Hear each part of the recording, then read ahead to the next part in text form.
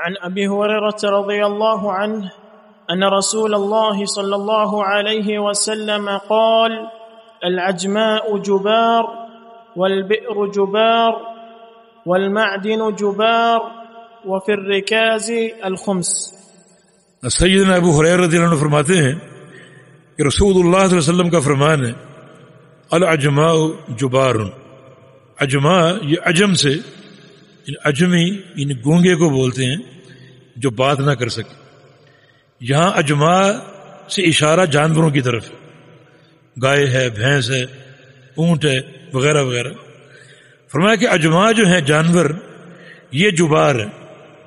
جبار کا معنی ان کا نقصان وہ معاف ہے، ان کا نقصان معاف ہے، ان کے نقصان پر کوئی جرمانہ، کوئی حد نہیں ہے۔ مثال کے طور پہ آپ کی گائے ہے یا آپ کی بھینس ہے یا آپ کا اونٹ ہے، وہ جا رہا ہے کھیت کی طرف یا کسی طرف بھی، اور وہ کسی شخص کو کچل دیتے ہیں یا کوئی اور نقصان کر دیتے ہیں، تو وہ نقصان معاف ہے۔ اب جس کا نقصان ہوا وہ آپ کے پیچھے پڑ جائے کہ آپ کے جانور نے یہ نقصان کیا ہے، اس کا جرمانہ ادا کرو یا اس کی تلافی کرو، تو شریعت نے اس کو معاف رکھا ہے، اس کی کوئی تلافی نہیں ہے، کیونکہ وہ عجمہ جانور ہے، بے قصور ہے، اور وہ جا رہا ہے۔ اگر وہ کسی چیز کو اسے رون دیا یا کسی کو زخمی کر دیا یا کسی کو مار دیا تو شریعت نے اس کے اس نقصان کی جو تلافی نہیں رکھی اور اس کو معاف رکھا ہے۔ فرمایا کہ یہ حذر ہے اور اس کا کوئی جرمانہ جو ہے وہ جانور والے کو نہیں دینا پڑے گا۔ اگر آپ کی گاڑی ہے اور خود آپ اس کو چلا رہے ہیں، اب وہ کسی کو کچلتی ہے یا کسی کا نقصان کرتی ہے، تو چونکہ وہ تصرف آپ کا ہے، وہ جانور کا تصرف تھا، اور جانور چونکہ بے عقل ہے، اس کا کوئی قصور شمار نہیں ہوتا، مگر گاڑی آپ چلا رہے ہیں تو آپ کسی کو اگر ماریں گے اس کا نقصان آپ کو بھرنا پڑے گا، لیکن جانور کا نقصان شریعت نے حذر قرار دیا اور اس کو معاف رکھا ہے۔ والبئر جبار، فرمایا کہ کنواں بھی حذر ہے۔ آپ نے کنواں کھودا اپنی کھیتوں کی سیرابی کے لیے، کسی بھی مقصد کے لیے، اس کنویں میں کوئی گر جاتا ہے، اب گرنے والا اگر مر بھی جائے یا اس کو نقصان ہو جائے، زخمی ہو جائے، اور آپ سے وہ تلافی طلب کرے، کوئی حق نہیں، کوئی اس کا حق نہیں۔ اس میں احتیاط اس کو کرنی چاہیے۔ قصور کنویں میں گرنے والے کا، قصور کنویں کا نہیں ہے۔ کنواں ضرورت کے لیے ہر ایک کھودتا ہے، جس کو ضرورت ہوگی وہ کھودے گا، بنائے گا۔ اس میں اگر کوئی گر جائے تو اس نقصان کی تلافی نہیں ہے کنویں والے پر، بلکہ وہ معاف ہوگا۔ والمعدن جبار، اور معدن بھی جبار ہے، معدن بھی حذر ہے۔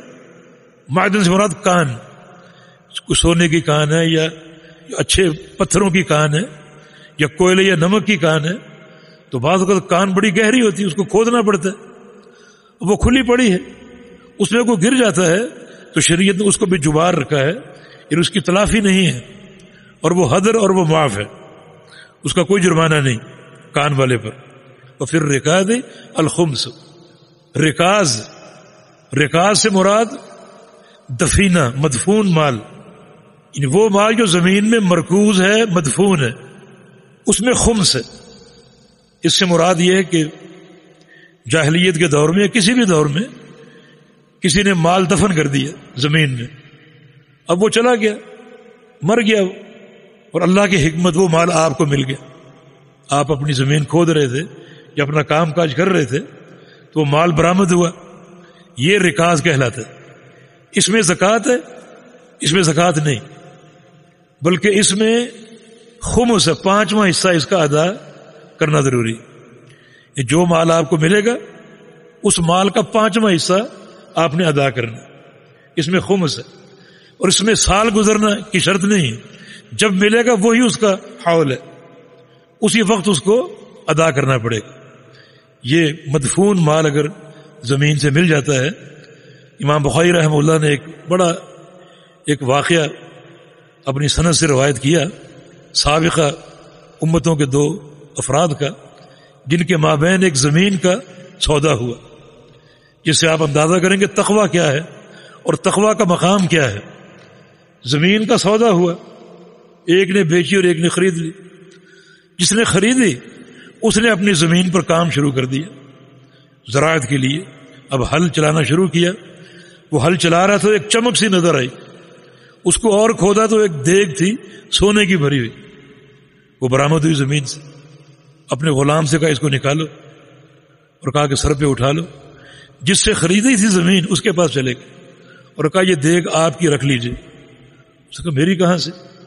کہا کہ آپ کی زمین سے نکلی.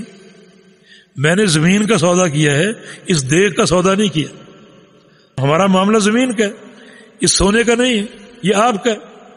اس نے کہا اللہ کے بندے جب میں نے زمین بیچی، اب زمین میں جو کچھ ہے تمہارا ہے، میرا اس پر کوئی حق نہیں.